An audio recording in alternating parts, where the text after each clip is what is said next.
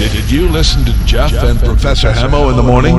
Here's what you missed. On this Thirsty Thursday, otherwise known as TBT. And if you're just joining us, folks, the Prof Is off.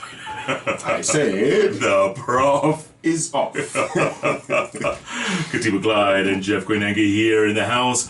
And you know, if it's Thursday, you know what it's all about, right, folks? It's all about a story a day. Because we believe that everybody out there has a story to tell. And today's story, folks, you need to sit back. Chairman, this one's for you, Chairman. You need to know about this story because our guest today, yes, it may be a little hilarious, maybe funny along parts, but I tell you, folks, this is no joke. At one point, he was servicing sugar mummies along his journey. Servicing. Chairman, I told you, sit back. We're going to get to Kennedy Kamau in a little short moment. He has a great story to tell, folks. And now he runs his own business, and he came from the streets, and he was raised by a very strict father. In fact, he was bedwetting all the way to Form 4. Katiba Clyde, hit me. A story a day. A story a day. Kennedy Kamau. My goodness, what a story, folks. You need to hear about this. It's called survival. It's called never giving up. It's called believing in God. This young man has been through hell and back, and he's come out smiling on the other side. You need to hear his story. Kennedy Kamau, welcome. Good to see you. Thank you, sir. Karibu sana. Asante. Looking good, my brother. Looking good. God bless the Lord. Did you think, how old are you now? I'm 24 now. 24. Yes. My goodness. Did you think you would be alive today after what you've been through? Did you? Never at in one point. I thought my end had come and I had given up at some point. But then I knew there's a future for me and I reached out to it, and by God's grace, here we are. Yeah. Yes. Now you are a twin. Yes. You and your sister. Yes. Not identical. Not identical. Okay. And your father was a priest, is a priest? Was. Oh, preacher. Yes. Uh-huh. Was a preacher.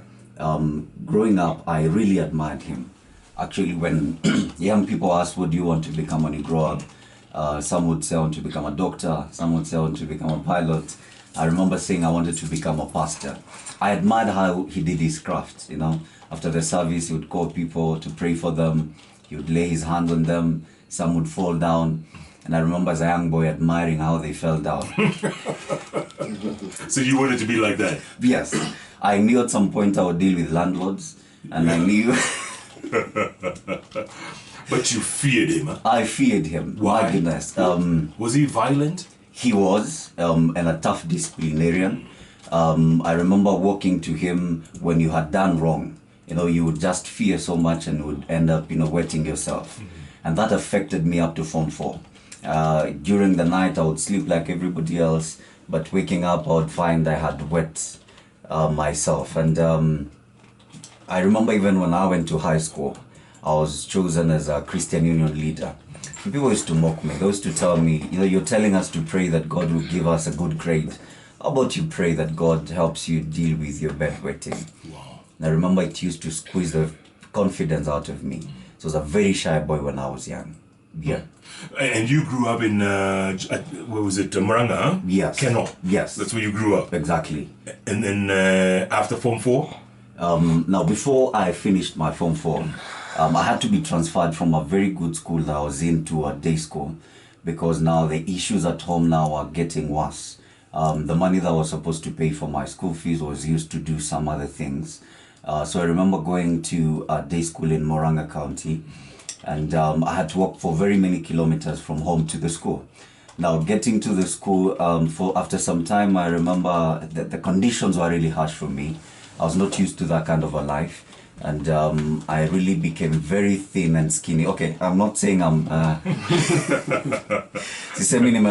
you can imagine. I was really thin, and so many things changed. I remember, Jeff, one day I came home and met my mom, and she looked at me directly to the eyes, and she said, Ken, I want you to go take a HIV test. Because when I look at you and how you're looking, this is unusual. looks like you're HIV positive. Sick, yeah. Yeah, and those words really were engraved in my heart. I felt a lot of pain because now HIV was associated with the immorality. Yeah. I was wondering, I'm so young, I know nothing. Why would you associate these with me? So issues went, and at some point my father gave up preaching after opening so many churches. He's preached in Moya Town, he's preached in Nyahururu, he's preached in Kenol. So at some point he quit preaching, and I decided to become a businessman. So he left for Namibia. Then issues at home, we were supposed to choose sides. You either choose your mom or you choose your dad. My sisters chose my dad. Chose my mom. So I was left there to choose sides. I said, I don't want to choose anybody. If I choose my mom, my dad will feel like he's won. If I choose my dad, my mom will feel like she's lost it. So I said I don't want to choose anybody, and that didn't go very well with my mom, because I remember she cursed me.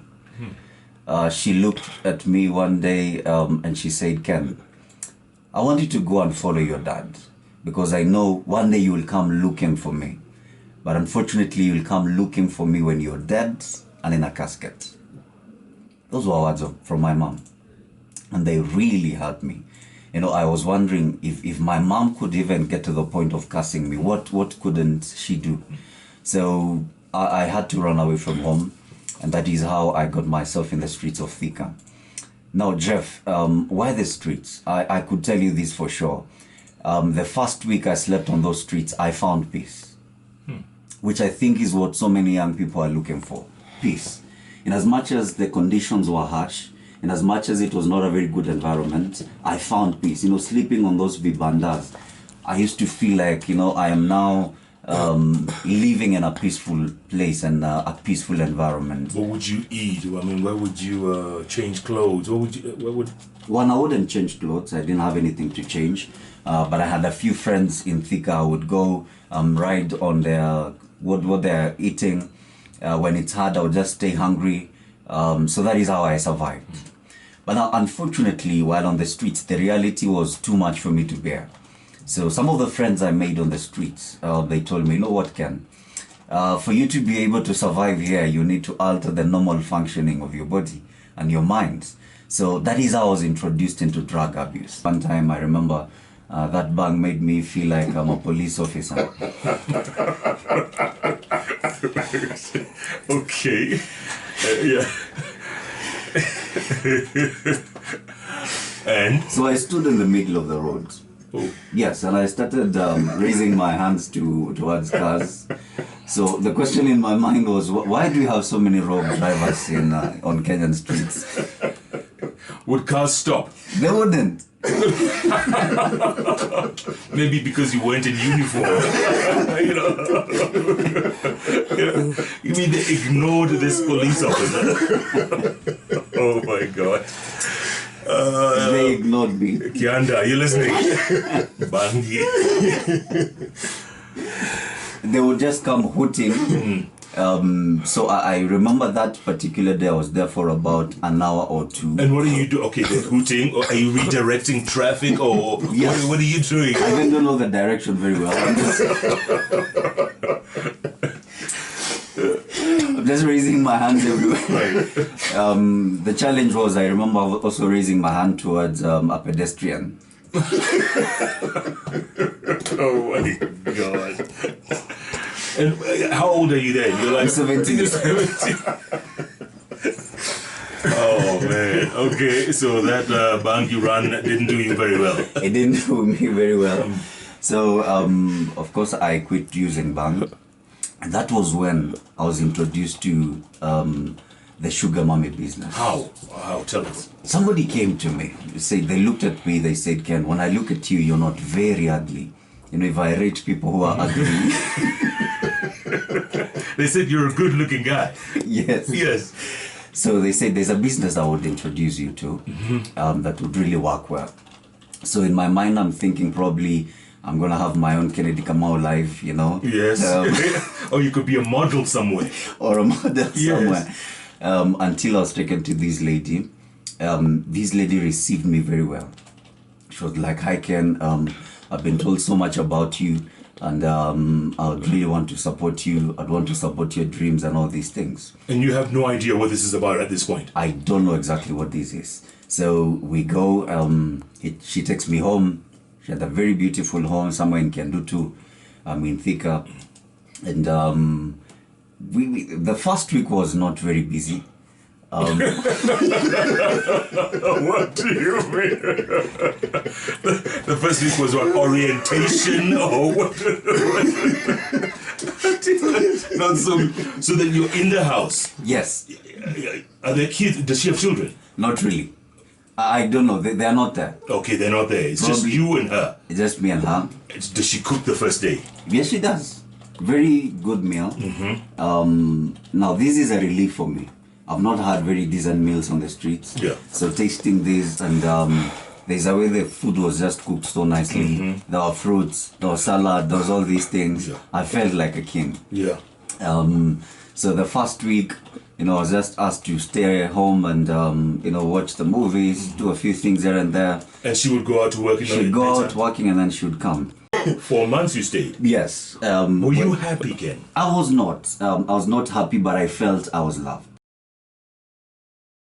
And I think for so many young people, that is what they're looking at. And what would you do during the daytime, right? Just sit at home. Just sit, chill. Just sit at home, chill. On your phone. Yes. Watch TV. Watch TV, watch movies. Sometimes I would step out, go for shopping, do those few Did things. she have workers? I don't know whether it was intentional. There was nobody. Oh. Yes. There was just nobody. It was just herself and me. Okay. After 4 months? After 4 months, I quit. I went, and now from her, there were many other episodes. With others? Yes, with others. Eish. But then, was the split okay with her? I mean, did she let you go, so to speak? Or? Not really. It is not easy. Some of these women are even licensed. They threaten you. They tell you, you know what? If you ever say anything, if you ever leave without my permission, your life is at my hand, and they will show you guns and all these Come things. on. Yes, it's not easy. I don't know whether things have changed now, but that time... This is thicker. This is thicker. So you went now from Yes, from Sugar one Mommy episode to Sugar another. Mommy, yeah. Until I realized these I'm not able to do. So I had to run away from Thika, and I went to hide in Dandora. Now in Dandora, trying to look for something different to do. So I thought about beginning a business with motorbikes. So there is a friend of mine who took me in and said, you know what, Ken, I can stay with you for some time until you find something to do. So he had a motorbike. So I decided, because he was working during the day, I would wait when at night he's snoring. I would take the keys, I would go take his motorbike and go try to train myself how to ride a motorbike, and look for a few customers here and there, so that I get a 50 shillings note or 100 that would take me the next day. But now I remember going into this for like 1 week, one night. As I was riding from Dandora Phase 5 to Kayole, I see a black fielder behind me, coming very speedily. So at this point I'm wondering, what have I done wrong? Okay, I've stolen a motorbike, I agree, but what is this that warrants me to be shot? So I stopped, and then I saw these men coming and pointing guns at me. They said, we need your ID, we need your license, and we need to know what you're doing at night. At that time, I don't have an ID. I don't have a license. I have basically nothing. It's just me and the motorbike. So I tried to explain myself. I tried to tell them, these, you know what. But finally, they told me, you know what, Ken, let's not see you on these streets. Last week we had about 4 boys we angushad, and with you, it wouldn't be a very big deal. So let's not see you again on these streets. Just go home, go wherever you came from. Let's not see you. So You're lucky. Yes, I was lucky. I bless the Lord. My life was saved. I don't know how many innocent people have lost their lives in that way. So now from Dandora, life has become hard. I decided to come back to Thika. But now by God's grace, I'm coming back to something better than what I used to do. So there's this pastor who has a church, and it's an opened church, very freshly opened. So the pastor is preaching, he's praying, he's leading praise and worship, he's playing the instruments, he's just doing everything. So I was introduced to him, and I said, can I help you play the piano? He said, yes, that would be very fine. You knew how to play the piano? Or? I knew how to play the piano. This was a skill I learned when I was young. And this now brings me to the point where I would want every parent, if you see your kid trying to touch some things, don't rush to telling them not to touch them. Because now this skill really helped me. This pastor told me, you know what, Ken, I can give you a place to sleep, I can give you food, I can give you shelter. What you need to do is now just go to church and play the piano. But don't forget, you're in Thika. Yes. And some of the congregation Yes. could be some old ghosts. That's what I'm thinking. It could be some old ghosts. Exactly. In the congregation. So what used to happen, I used to go to church very early. Around 6 I was in church, and then I would stay there up to around 8. So I didn't step out anyhow. So I felt like that gave me closure. So I was there for some time. Then my father now comes back from Namibia. Oh, okay. And he looks for me. Then we meet somewhere along at Isley. This man cries, he weeps like a child. I look at him, and then he's asking me, how have you been surviving? I tell him it's been God. I don't have anything right now, I can't support you.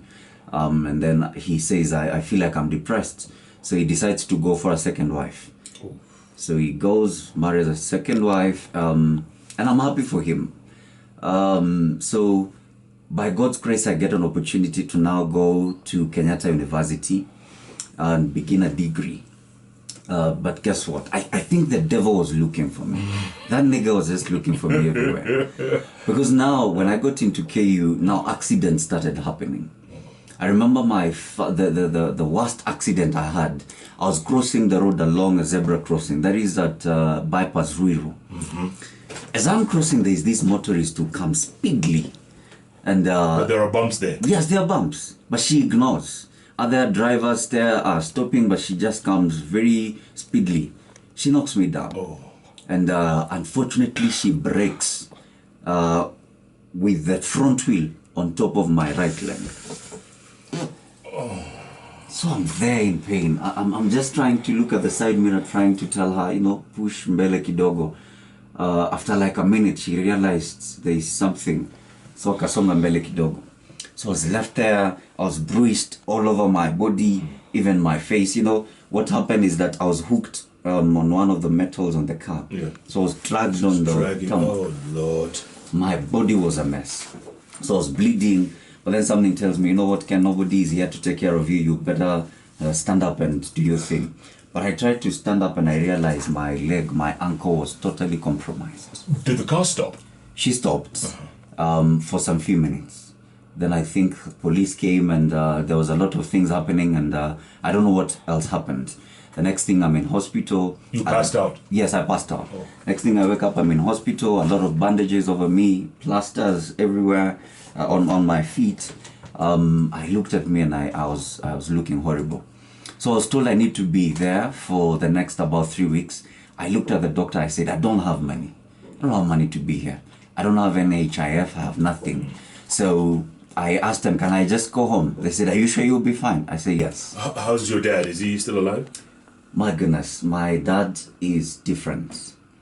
He's no longer preaching. And unfortunately, I had to say this, he's depressed. He's with a third wife right now. Oh, no. But he's not happy. I've interacted with him. He's always thinking about the first family. He's always thinking about what could have gone different. He's now in the village. That man I used to look up to and say I want to become. Today, no. What about your mother? Do you have a relationship? Yes, after being separated for almost 8 years, I looked for her last year after I realized now hate will not do any good.